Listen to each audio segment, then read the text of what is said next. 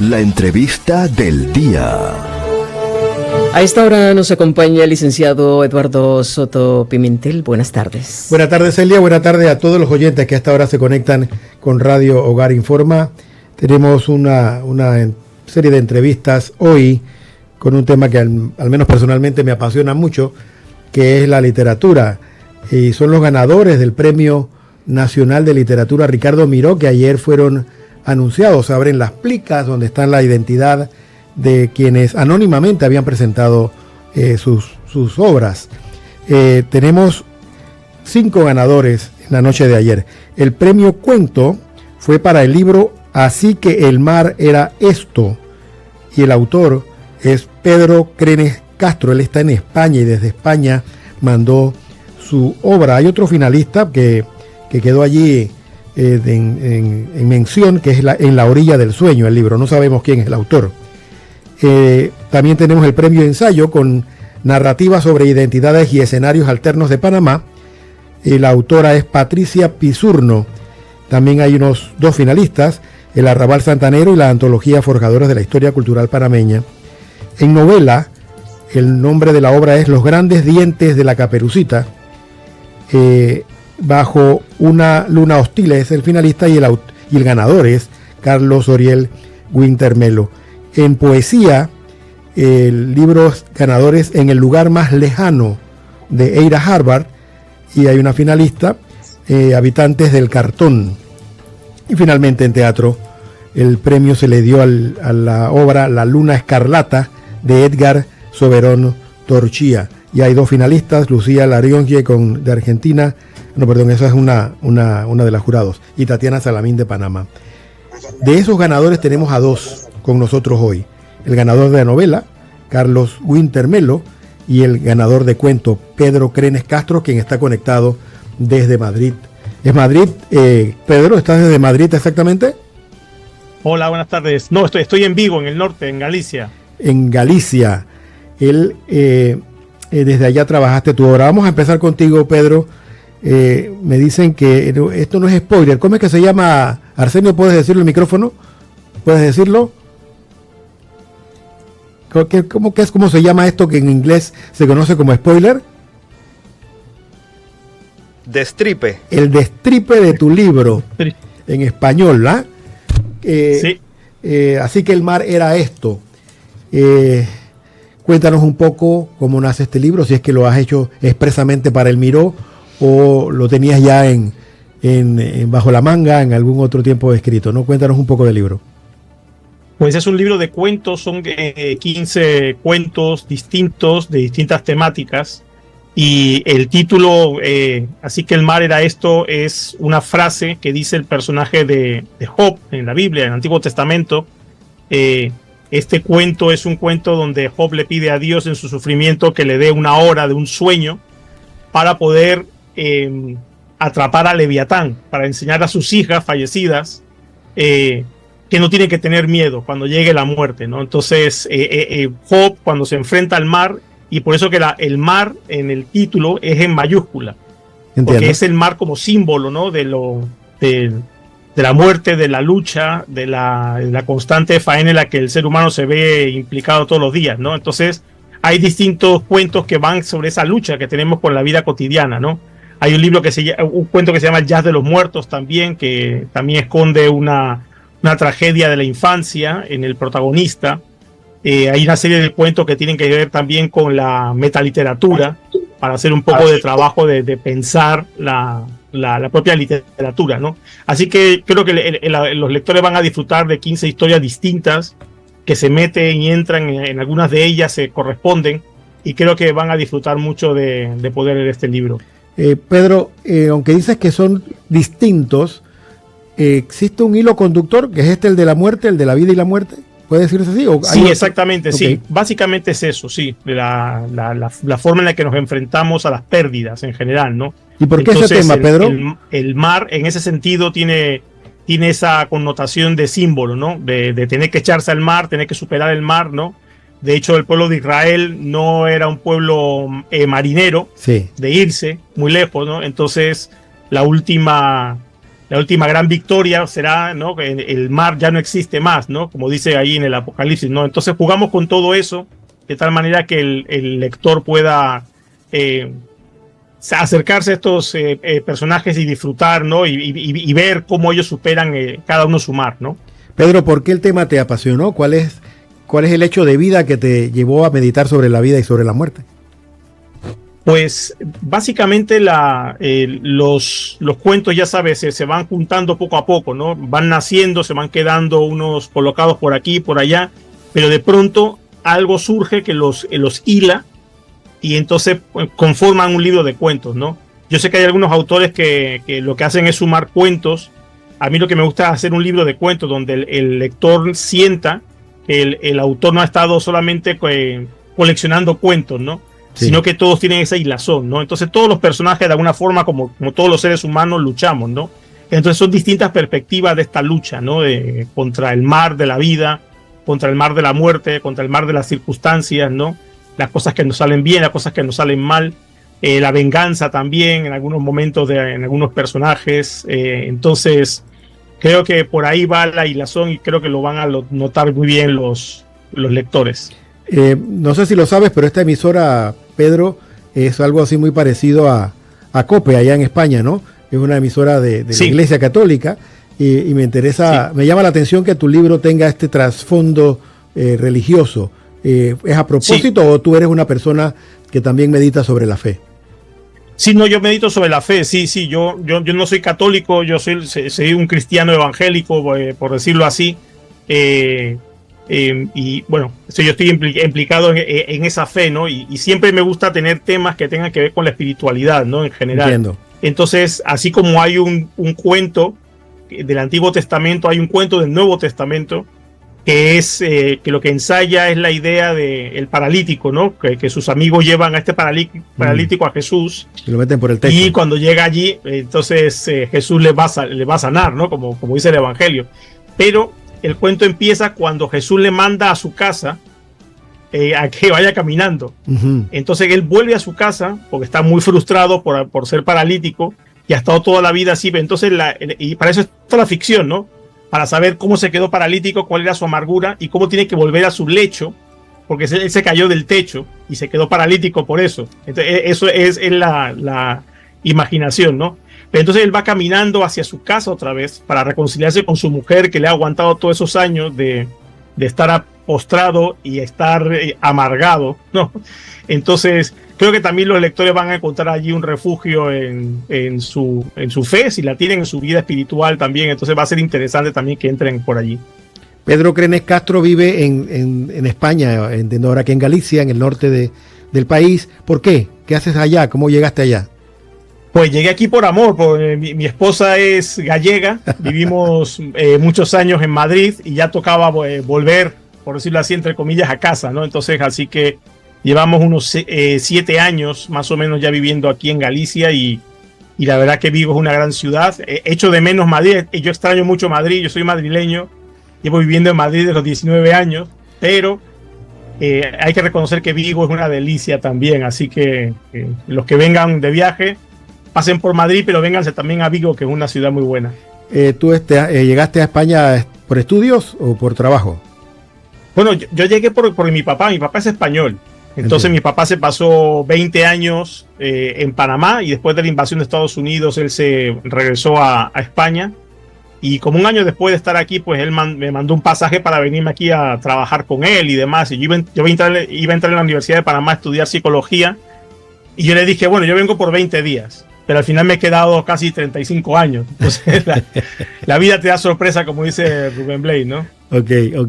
Gracias, Pedro. Espéranos allí. Vamos a hablar entonces con Carlos, allá en Controles. Carlos Oriel Wintermelo, él es colonense y es el premio de Miró de novela de este año. No sé por qué aquí en Panamá el premio novela es como ganarse los Óscares, ganarse el Mundial de Fútbol, ¿no?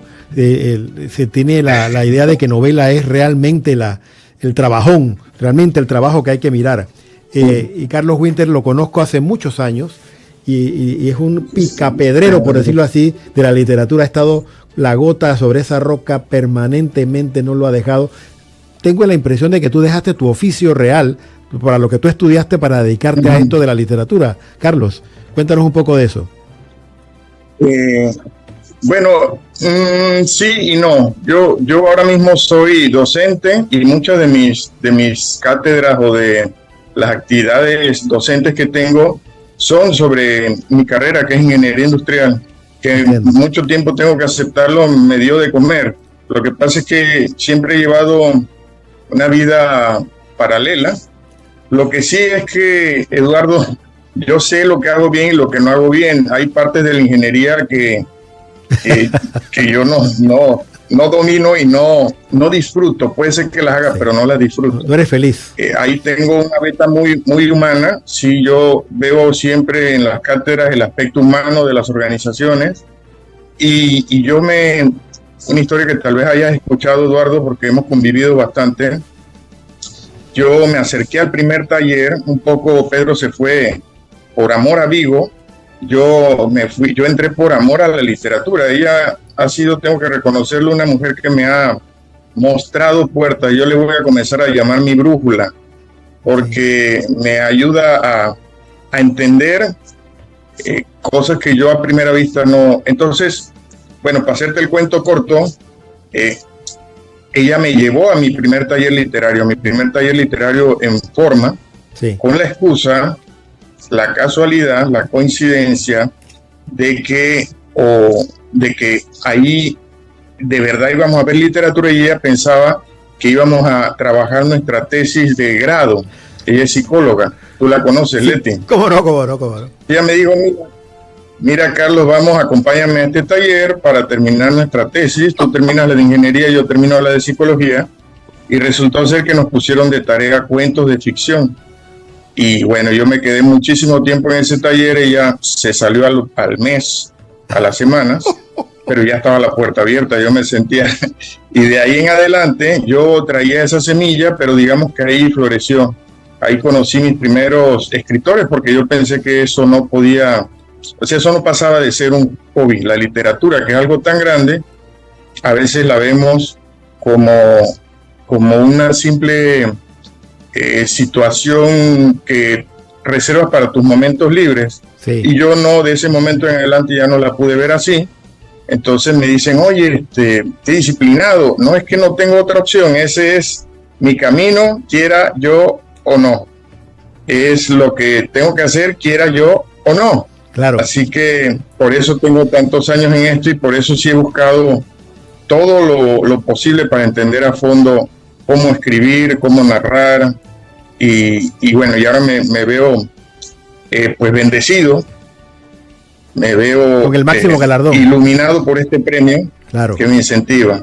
Carlos, vamos a hacer el destripe, ¿te parece? De la novela, claro, los grandes dientes de Caperucita. Sí, por supuesto, sin aguarle la fiesta a los lectores, a los futuros lectores, más o menos de qué va y por qué surgió y cómo surgió esa novela. Ok, ¿cómo surgió? Fíjate que hay un cuento mío que tiene a los mismos personajes, ¿eh? El cuento se llama El Juego y salió en un libro que se llama Mujeres que Desaparecen. Pero a su vez, esa idea venía desde una vez que estaba yo por estas calles y vi a unos chicos que a todas vistas, mi amigo Eduardo, a todas vistas tenían alguna relación con la prostitución, ¿eh? Ok. Entonces me quedé con esa inquietud, escribí en ese momento ese cuento que manejaba no la prostitución que conocemos, sino por qué ellos caen en eso, un poquito como sus sueños, sus anhelos y cómo encuentran salida o se ilusionan con que esa va a ser la salida. Y después comencé a desarrollarlo en algo mucho más vasto, que fue la novela, donde hay una personaje que se llama Tina René y en un juego de palabras también hay una personaje que es la que está al otro lado como del espejo. Entonces esta Tina René, que vive en una vida cómoda y sin embargo emplea sus veranos trabajando en una funeraria, que nadie comprende cómo una joven está en una funeraria, se topa con un joven que llega a pedir un féretro ahí, a pedir, y pues eso comienza cierta aventura. En una serie de accidentes se enteran de una chica que está tratando de escapar de este mundo de la prostitución, y ellos se empeñan en ayudarla, en sacarla de ese mundo. Y claro, esto tiene un toque también mágico, un poco están como, en algún momento reflexionan sobre la luna, ella se ve reflejada en la chica, y bueno, hasta ahí puedo contar, claro. Pero también hay un personaje que me alegra que tenga ahora un poquito más vaya a ser conocido un poco más, que es la PC, que es amiga de esta chica que está en el problema de la prostitución, y ella rapea, y me parece que es bueno que tenga más luz, porque de cierto modo refleja ese reggaetón que a veces lo enturbian un poco, lo convierten en algo bajo, pero también refleja una parte de nuestra cultura importante. Claro. Y por ahí va la historia, compañero. Ya no creo que deba seguir más. Qué bueno que mencionas lo del reggaetón, porque estaba conversando aquí con Celia en la mañana, que nos sorprendía que no ha salido todavía una nota oficial del Estado indicando los ganadores, sí, y los detalles y las reseñas de cada obra premiada.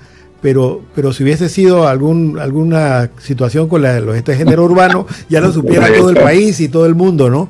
Qué triste que la literatura, y quisiera que pusieras también a Carlos ahí en pantalla, Arsenio, a Pedro, qué triste que la literatura sea esta cenicienta de la cultura panameña cuando nos ha dado tantas glorias y tanto cariño. Quisiera cerrar la entrevista con una reflexión de ambos, corta, sobre eso, sobre la literatura y la necesidad de inyectarle a la literatura el valor que requiere, o por lo menos dárselo, y el valor que tiene para rescate de un país, de los valores de un país y la construcción de una identidad.